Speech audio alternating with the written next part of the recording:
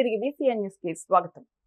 దాదాపు పూర్తయిన రామాయపట్నం పోర్టును DBFOT విధానం కింద ప్రైవేటు పరం చేసే నిర్ణయాన్ని కూటమి ప్రభుత్వం తక్షణం వెనక్కి తీసుకోవాలని వైసీపీ నెల్లూరు జిల్లా అధ్యక్షుడు మాజీ మంత్రి కాకాణి గోవర్ధన్ రెడ్డి డిమాండ్ చేశారు.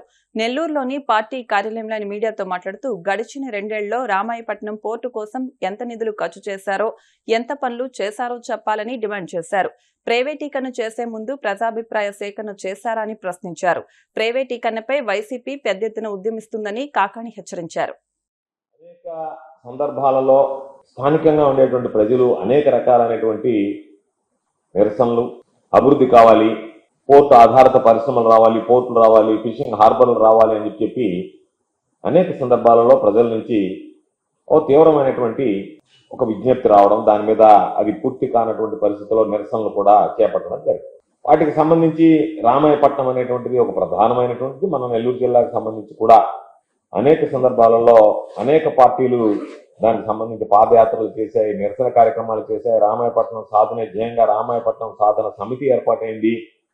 2014-2019 మధ్య వైఎస్ఆర్ కాంగ్రెస్ పార్టీ వాటికి మద్దతు ఇవ్వడం కూడా జరిగింది. 2019లో జగన్మోహన్ రెడ్డి గారు ముఖ్యమంత్రి అయిన తర్వాత ఎక్కడెక్కడ అవకాశం ఉందో, ఏ విధంగా ఎక్కడ మనము పోర్టులు నిర్మించుకుంటే, ఫిషింగ్ హార్బర్ నిర్మించుకుంటే అక్కడ ఉన్నటువంటి స్థానిక ప్రజలకి అవసరాలతో పాటు రాష్ట్ర ఆర్థిక అభివృద్ధికి దోహదపడుతుంది అనేటువంటి ఆలోచన చేసి ఆయన రామాయపట్నం కానీ, మూలపేట కానీ, మచిలీపట్నం కానీ ఈ 3 పోర్టులకు సంబంధించి కూడా ఆయన అభివృద్ధిని వేగవంతం చేయాలనేటువంటి ఒక నిర్ణయం తీసుకోవడం జరిగింది.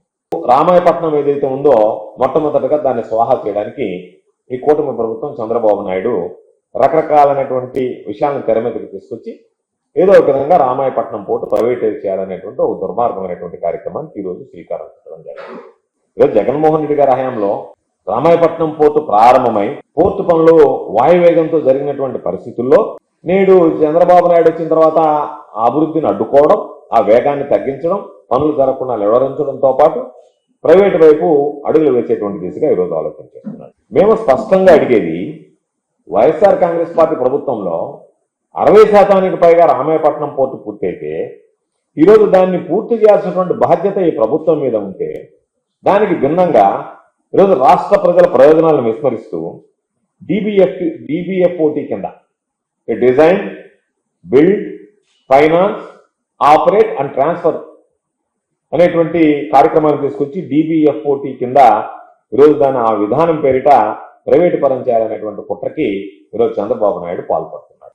ఇప్పటికే దాదాపుగా మనం చూసాం, నెల్లూరు జిల్లాకు సంబంధించి దశాబ్దాల మత్స్యకారుల కోరిక, ఈ ప్రాంత మత్స్యకారుల కోరిక ఫిషింగ్ హార్బర్ కావాలని చెప్పి అది జగన్మోహన్ రెడ్డి గారి ద్వారా సాకారమైంది.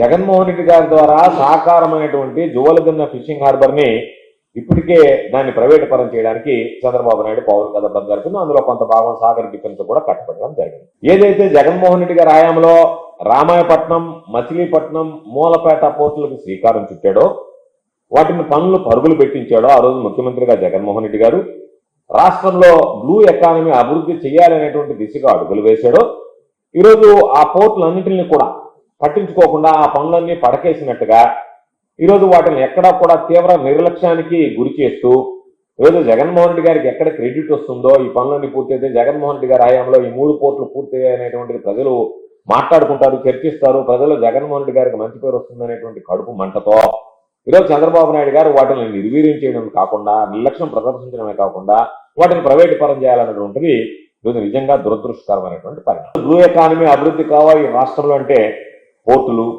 ఫిషింగ్ హార్బర్లు, పోర్టు ఆధారిత పరిశ్రమలు అనేటువంటివి ప్రధానంగా ఏ ప్రభుత్వమైనా ఆలోచన చేయాల్సినటువంటి పరిస్థితి.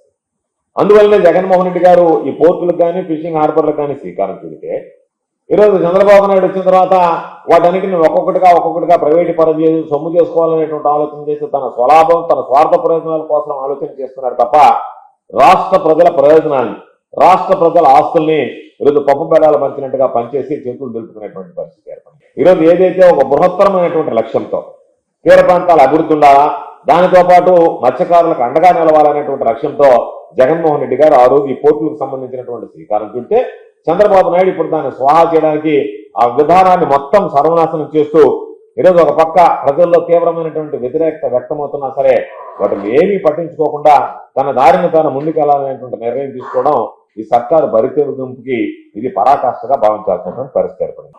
వైఎస్ఆర్ కాంగ్రెస్ పార్టీ ప్రభుత్వంలో దాదాపు 60% పనులు పూర్తయినటువంటి రామాయపట్నం పోర్టును పక్కన పెట్టి చంద్రబాబు నాయుడు ప్రభుత్వం ఈరోజు ఏకంగా ప్రైవేటీకరణ చేయాలనేటువంటి ఆలోచన చేయడం వెనక మీకు ఉన్నటువంటి ఉద్దేశం ఏమిటనేటువంటిది ఈరోజు స్పష్టంగా చెప్పాల్సినటువంటి అవసరం ఉంది. ఎందుకంటే ప్రజలకు సంబంధించినటువంటి ఆస్తుల్ని ఈ ప్రభుత్వం ఇష్టారీతిగా వ్యవహరిస్తుంది, ఇష్టారీతిగా అమ్మేస్తుంది అనేటువంటి చర్చ ఈరోజు జరుగుతున్నటువంటి నేపథ్యంలోనే ఈరోజు చంద్రబాబు నాయుడు మరలా ఈ రామాయపట్నం పోర్టును కూడా ఈరోజు DBFOT కింద దాన్ని కూడా ఆ విధానం కింద దాని ప్రైవేట్ వ్యక్తులకు కట్టబెట్టడానికి ఒక ఆలోచన చేశాడు. మనం చూసాం మెడికల్ కాలేజీ విషయంలో చంద్రబాబు నాయుడు ఏ విధంగా ప్రయత్నం చేశాడో. జగన్మోహన్ రెడ్డి గారు 17 మెడికల్ కళాశాలలు తీసుకొస్తే దాంట్లో 10 మెడికల్ కళాశాలలు అమ్మేయాలని చూశాడు. ఈరోజు దాని మీద ప్రజలందరూ కూడా తిరగబడ్డారు. స్వపార్టీ తనకు సంబంధించినటువంటి పార్టీ కూటమి ప్రభుత్వంలో భాగస్వామ్య పార్టీ అనేటువంటి సానుభూతి పరులు నాయకులు కూడా ఆ విధానాన్ని వ్యతిరేకించారు. అయినా సరే చంద్రబాబు నాయుడు నేను ముందుకు పోతానని మొండిగా ఏ విధంగా అయితే వ్యవహరిస్తున్నాడు ఈరోజు ఇంకొక అడుగు పక్కకేసి ఆ రోజు ఏదైతే మెడికల్ కాలేజీ ప్రైవేటీకరణ చేశాడో అదే విధంగా ఈరోజు వీటికి సంబంధించినటువంటి ఈ పోర్టును కూడా ప్రైవేటీకరణ చేయడానికి ఒక్కొక్కటిగా ఈరోజు ఎంపిక చేసినట్టుగా మనకు అర్థమవుతుంది. మేము అడిగేది వేగంగా పనులు జరిగినటువంటి పోర్టు 60% పైన పని పూర్తయినటువంటి పోర్టుని స్వాహా చేయాల్సినటువంటి అవసరం మీకేమొచ్చింది? కాబట్టి దాని గురించి ఆలోచన చేయకుండా మరింతగా ఈరోజు 1000 కిలోమీటర్లకు సంబంధించినటువంటి తీర ప్రాంతం బ్లూ ఎకానమీని మనం అభివృద్ధి చేసుకునేందుకు అవకాశం ఉంది. చంద్రబాబు నాయుడు నేను సంపద పెంచుతానని చెప్పి అనేక సందర్భాలు మాట్లాడినటువంటి చంద్రబాబు ఈరోజు అక్కడ పోర్టులు కానీ ఫిషింగ్ హార్బర్లు కానీ తర్వాత అక్కడికి సంబంధించినటువంటి సముద్ర ఆధారిత పరిశ్రమలు ఏదన్నా వచ్చినా సరే వాటన్నిటికీ అవకాశం ఉన్నటువంటి నేపథ్యంలో ఈరోజు చంద్రబాబు నాయుడు ఏకంగా వాటిని స్వాహా చేయడం అనేటువంటిది దుర్మార్గం. కాబట్టి ఈరోజు రామాయపట్నంకి సంబంధించినటువంటి గణనీయమైనటువంటి అభివృద్ధిని సాధించింది. దాదాపుగా 60% పైన వస్తే ఈరోజు వీటన్నిటిని పక్కన పెట్టి నేను DBFOT పద్ధతిలో వాటిని ఇచ్చేస్తాను, కాబట్టి ప్రైవేటీకరణ చేస్తానని చెప్పని ఈరోజు రకరకాలైనటువంటి మాటలు మాట్లాడేటువంటి పరిస్థితి. మీ ఇష్టం వచ్చినట్టుగా మిమ్మల్ని అడిగేవాళ్ళు ఎవరు లేరన్నట్టుగా, మిమ్మల్ని ప్రశ్నించలేరన్నట్టుగా ఈరోజు ప్రజాధనాన్ని వెచ్చించి చేసినటువంటి వాటిని ప్రైవేట్ వ్యక్తులు కట్టబెట్టడం అనేటువంటిది ఇది సమంజసమా అనేటువంటిది ఈరోజు కూటమి ప్రభుత్వ పెద్దలు చంద్రబాబు నాయుడు ఆలోచించారు. మొహరం పండుగ సందర్భంగా నెల్లూరు జిల్లా గూడూరు పట్టణంలోని పెద్ద మసీదు వద్ద ఉత్సవాలు ఘనంగా నిర్వహించారు. 9 రోజుల పాటు ఉన్న ఉపవాసాలను భక్తులు విరమించారు. బాజా భజంత్రీలతో పీర్లను గ్రామ వీధుల్లో ఊరేగించారు. ఏలూరు జిల్లాలో శనివారం తెల్లవారుజామున ఘోర రోడ్డు ప్రమాదం జరిగింది. భీమడోలు మండలం కురెళ్లగూడెం పెట్రోల్ బంక్ సమీపంలో రోడ్డు పక్కన ఆగి ఉన్న ఆటోను వేగంగా వచ్చిన ఎర్టికా కారు ఢీకొట్టింది. ఈ ప్రమాదంలో ఒకరు అక్కడికక్కడే మృతి చెందగా 3 తీవ్రంగా గాయపడ్డారు. పెదవేగి మండలం కొప్పాక గ్రామానికి చెందిన 4 వ్యక్తులు తాడేపల్లిగూడెం మేకల కొనుగోలు కోసం ఆటోలో వెళ్తుండగా సాంకేతిక సమస్యతో కురెళ్లగూడెం పెట్రోల్ బంక్ సమీపంలో ఆటోను రోడ్డు పక్కన నిలిపారు. అదే సమయంలో విజయవాడ నుంచి తాడేపల్లిగూడెం వెళ్తున్న ఎర్టికా కారు ఆటోను బలంగా ఢీకొట్టింది. ఈ ఘటనలో కొప్పాకు చెందిన హరికృష్ణ అక్కడికక్కడే మృతి చెందగా మరో 3 వ్యక్తులు తీవ్రంగా గాయపడ్డారు. క్షతగాతులను హైవే అంబులెన్స్ లో ఆసుపత్రికి తరలించారు. సమాచారం అందుకున్న భీమడోలు సిఐ పి కృష్ణ సంఘటనా స్థలానికి చేరుకుని ప్రమాదానికి గల కారణాలపై విచారణ చేపట్టారు. వార్తలు ముగించే ముందు ముఖ్యాంశాలు మరొకసారి. వెంకట్రామన్నగూడెంలోని డాక్టర్ వైఎస్ఆర్ ఉద్యాన విశ్వవిద్యాలయ 19వ వ్యవస్థాపక వేడుకల్లో పాల్గొన్న కేంద్ర మంత్రి శ్రీనివాస్ వర్మ ఉద్యాన విద్యార్థుల్లో సామాజిక స్పృహ అవసరమని వ్యాఖ్య. కులాల మధ్య చిచ్చు పెట్టడమే జగన్మోహన్ రెడ్డి ఉద్దేశం విమర్శలు గుప్పించిన టీడీపీ రాష్ట్ర ఉపాధ్యక్షుడు పిఠాపురం మాజీ ఎమ్మెల్యే వర్మ. రామాయపట్నం పోర్టు ప్రైవేటీకరణ ఆపివేయాల్సిందేనని మాజీ మంత్రి కాకాణి డిమాండ్. కాదని ముందుకెళితే మత్స్యకారులు ప్రజలతో కలిసి వైసీపీ ఉద్యమిస్తుందని హెచ్చరిక. గోవిందనామస్మరణతో మారుమోగిన కోనసీమ తిరుమల. వాడపల్లి వెంకన్న దర్శనానికి పోటెత్తిన భక్తజనం. ఈ వార్తలు ఇంతటితో సమాప్తం. మరిన్ని వార్తల కోసం BCN digital YouTube channel, Facebook page ని ఫాలో అవ్వండి. అప్డేట్ వార్తల కోసం ప్లీజ్ సబ్స్క్రైబ్.